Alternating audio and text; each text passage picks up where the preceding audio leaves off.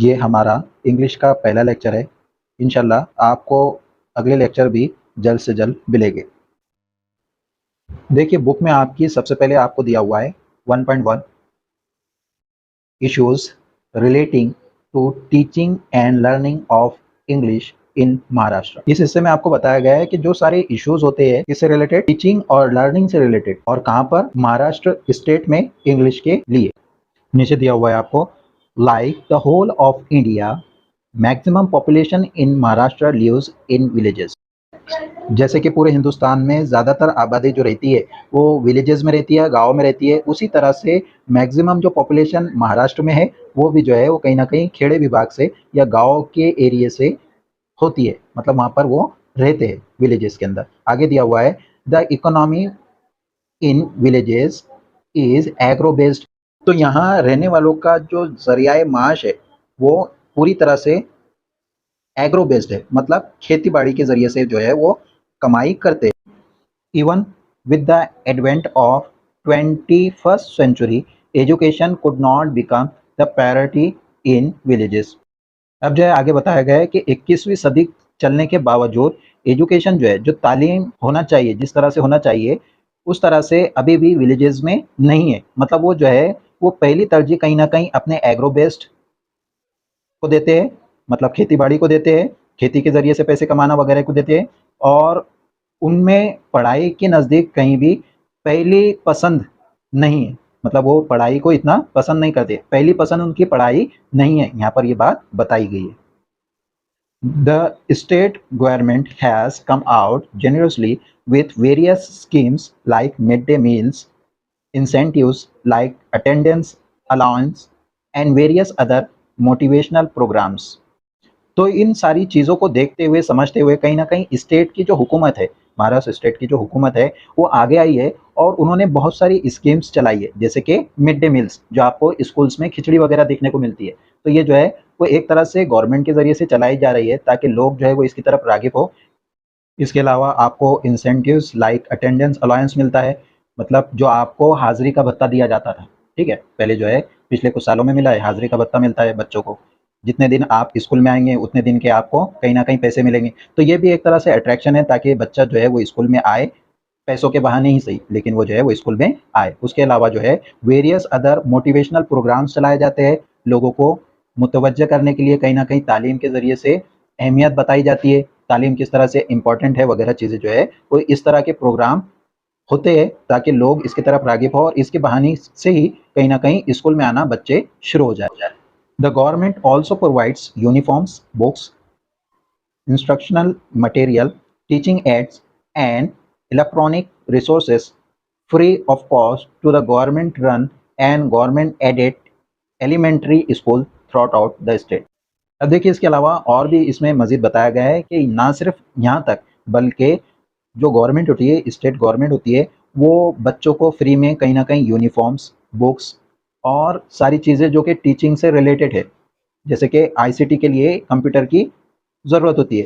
तो कंप्यूटर भी जो है वो कहीं न कहीं फ्री ऑफ कॉस्ट ऐसे स्कूल्स में दिए जाते हैं गवर्नमेंट के ज़रिए से, ताकि टीचर को भी पढ़ाने के लिए आसानी हो और बच्चे भी जो है वो इसकी तरफ राग़िब होकर के कहीं न कहीं इसकी तरफ मुतवज्जे हो और इन सारी चीज़ों को देखते हुए स्कूल में आना शुरू करें। और ये तमाम चीज़ें मिलती है हर गवर्नमेंट स्कूल के अंदर, और ऐसी स्कूल्स प्राइवेट्स भी स्कूल्स होती है जो कि कहीं न कहीं गवर्नमेंट एडेड स्कूल्स होती है, जैसे कि ग्रांटेड स्कूल्स होती है बहुत सारी प्राइवेट, जिनमें ये सारी चीज़ें सहूलतें आपको मिलती है।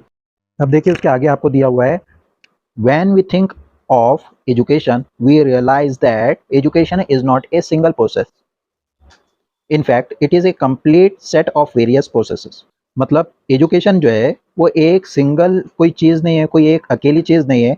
हकीकत में कहीं ना कहीं ये जो है वो कंप्लीट वेरियस प्रोसेस है, एक तरह का जो है ये दो चीज़ें आपस में मिल करके या दो से ज़्यादा चीज़ें आपस में मिल करके एक प्रोसेस फॉलो करती है जो कि एजुकेशन कहलाता है।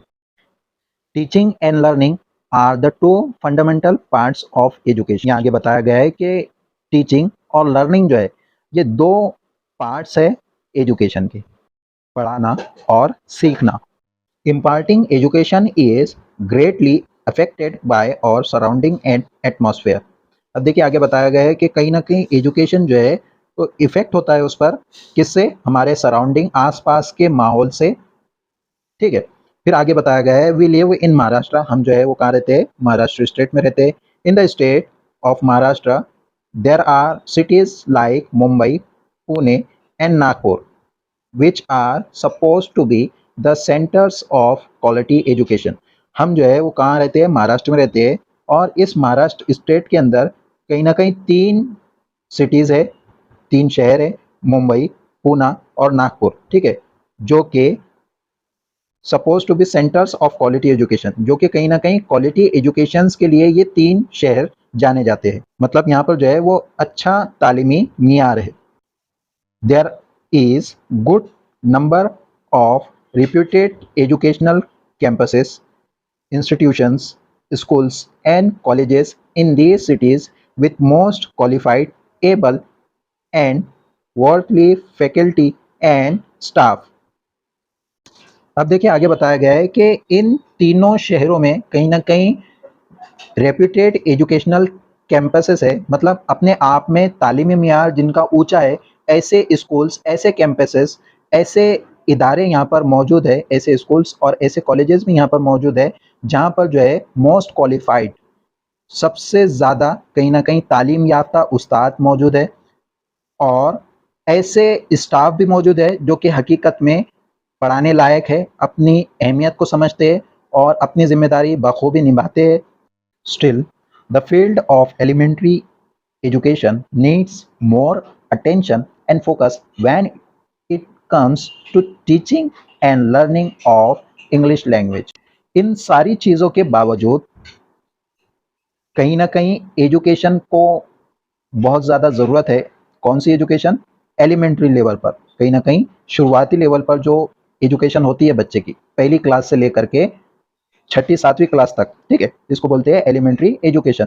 तो इस वक्त जो है वो एजुकेशन की कहीं ना कहीं ज़्यादा ज़रूरत होती है, नीड होती है, और मोर अटेंशन की भी कहीं ना कहीं ज़रूरत होती है, focus when it comes to teaching and learning. कब होती है, जिस वक्त इंग्लिश की जो है वो कहीं ना कहीं टीचिंग हो रही है और लर्निंग हो रही है, जिस वक्त इंग्लिश के ताल्लुक से आपको पढ़ाया जाए और आपको समझना है इंग्लिश को, तो इस वक्त जो है वो इन सारी चीज़ों की बहुत ज़्यादा ज़रूरत होती है, इस पर फोकस देने की, इसको अटेंशन करने की, कहीं ना कहीं इसकी नीड भी जो है वो ज़्यादा होती है। इन तमाम चीज़ों को जो है वो यहाँ पर बताया गया है। Despite all the above facts there are some certain issues related to teaching and learning of English in Maharashtra. कहीं ना कहीं इन सारी चीज़ों को देखते हुए, समझते हुए बहुत सारे इश्यूज निकल करके आते हैं जो कि रिलेटेड है सीखने और सिखाने को लेकर के, टीचिंग और लर्निंग को लेकर के इंग्लिश के ताल्लुक से महाराष्ट्र स्टेट के अंदर, ठीक है। उसके आगे दिया हुआ है द फर्स्ट लैंग्वेज और mother tongue of most people in Maharashtra is Marathi. अब देखिए यहाँ पर बताया गया है द फर्स्ट लैंग्वेज और मदर टंग, जो पहली ज़बान होती है या फिर जो मादरी ज़बान होती है लोगों की, most of people in Maharashtra, ज़्यादातर लोगों की महाराष्ट्र स्टेट के अंदर जो फर्स्ट लैंग्वेज होती है, पहली ज़बान होती है, या मादरी ज़बान जो होती है वो मराठी है महाराष्ट्र स्टेट के अंदर। A large section of people has Urdu as its mother tongue. अब देखिए बहुत सारे, लार्ज सेक्शन काफ़ी तादाद में, ठीक है, ज़्यादा तादाद में जो लोग हैं यहाँ पर जो रहते हैं, उनकी जो है वो कहीं ना कहीं मादरी ज़बान उर्दू पाई जाती है। कहाँ पर, महाराष्ट्र स्टेट के अंदर। Some other minority communities have Gujarati, Sindhi, Telugu and few other languages as their mother tongue. और इसके अलावा जो है वो दूसरे भी कुछ माइनॉरिटी है, जैसे कि गुजराती, ठीक है, सिंधी, तेलुगु, और इसके अलावा भी दूसरी छोटी छोटी माइनॉरिटी कम्युनिटीज़ है जिनकी मादरी ज़बान जो है वो अपने माइनॉरिटी के हिसाब से मौजूद है। जैसे कि गुजराती लोगों की गुजराती ज़बान है, सिंधी लोगों की सिंधी ज़बान है, तेलुगु लोगों की तेलुगु ज़बान है। कौन सी ज़बान, मादरी ज़बान, ठीक है, mother tongue. The government runs the schools with these languages not only as first language but also these languages being the medium of। तो यहाँ पर बताया गया है कि इन तमाम माइनॉरिटी कम्युनिटीज़ जो होती है जैसे कि गुजराती, सिंधी, तेलुगु वगैरह। तो इन तमाम की जो लैंग्वेज होती है, तो उस लैंग्वेज को जो है वो कहीं न कहीं स्कूल में पढ़ाया जाता है। और ना सिर्फ पढ़ाया जाता है इन तमाम लैंग्वेजेस को, बल्कि कहीं न कहीं इन तमाम लैंग्वेजेस को एज ए मीडियम भी जो है वो स्कूल्स में पढ़ाया जाता है, या फिर इस मीडियम्स की भी जो है वो स्कूल्स पाई जाती है। जैसे कि उर्दू मीडियम की भी जो है वो स्कूल आपको दिखते होंगे कि अलग से उर्दू मीडियम का स्कूल आपको as a first language Urdu तो पढ़ा रहे हैं, ठीक है।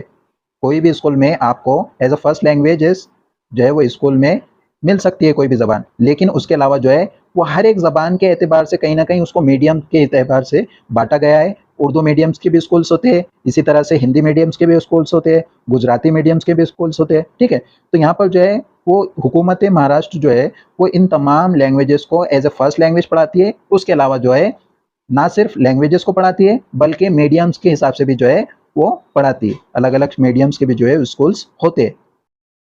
आगे दिया हुआ है, we must agree with educationist, philosophers and expert like Rousseau and Froebel, who strongly advocate the use of mother tongue for educating children at elementary level।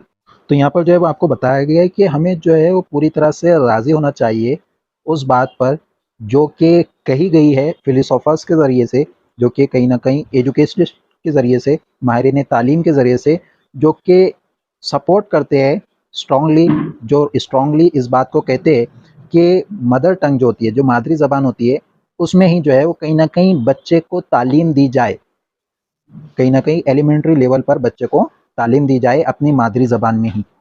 The national curriculum framework known as NCF 2005 also recommends mother tongue as a medium of learning at primary level.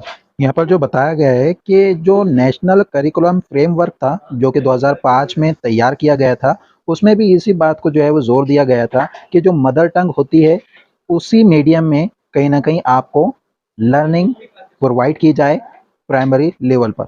But NCF 2005 also focuses on the inclusion of English as an important factor। इसके अलावा जो है वो national curriculum framework जो है वो इस बात को भी कहीं ना कहीं फोकस करता है कि इंग्लिश का जो इस्तेमाल है वो बहुत ज़्यादा इम्पॉर्टेंट है। उसके आगे दिया हुआ है, the NCF 2005 clause suggests in the following words: at the initial stage English may be one of the languages for learning activities that create the child's awareness of the world। तो यहाँ पे बताया गया है कि एक तरफ जो है वो नेशनल करिकुलम फ्रेमवर्क बात करता है रेकमेंड करने की मदर टंग को मीडियम के हिसाब से, ठीक है, मीडियम में जो है वो लर्निंग मिल रहा है। उसके अलावा जो है वो कहीं ना कहीं इम्पोर्टेंस बताता है फ्रेमवर्क कि इंग्लिश भी जो है वो बहुत ज़्यादा इम्पोर्टेंट फैक्टर है। उसके अलावा जो है वो आगे बताता है, क्लाउज दिया हुआ है नेशनल फ्रेमवर्क के अंदर, और वो क्लाउज में बात बताई गई है कि इनिशियल जो स्टेज होती है बच्चे की, जो शुरुआती उम्र होती है, उस उम्र में इंग्लिश में भी one of the language for learning. मतलब इंग्लिश भी जो है वो एक कहीं ना कहीं ज़बान है जिसके ज़रिए से जो है बच्चा इनिशियल स्टेज पर, शुरुआती स्टेज पर जो है वो सीख सकता है एक्टिविटीज़ के ज़रिए से भी। और आगे बताया गया है, that create the child's awareness of the world. और इसके नज़दीक जो है वो कहीं ना कहीं ये बात बताई गई है कि इंग्लिश को लेकर के एक बच्चे का ज़हन तैयार होता है, उसमें अवेयरनेस आती है कहीं ना कहीं आलमी सतह पर। आगे दिया हुआ है, with this background we find some genuine issues regarding learning and teaching of English in Maharashtra। These issues are as follows। तमाम चीज़ों को देखते हुए हमें जो है वो कहीं ना कहीं कुछ जेन्युइन इशू मिले हैं, कुछ अहम जो प्रॉब्लम्स होती है, जो कि मेन प्रॉब्लम होती है इंग्लिश को पढ़ने और सीखने को लेकर के, कहीं ना कहीं सिखाने और सीखने को लेकर के महाराष्ट्र स्टेट के अंदर। तो वो सारी चीज़ें जो है वो नीचे आपको दी हुई है, जो कि हम इंशाल्लाह अगले लेक्चर में देखेंगे।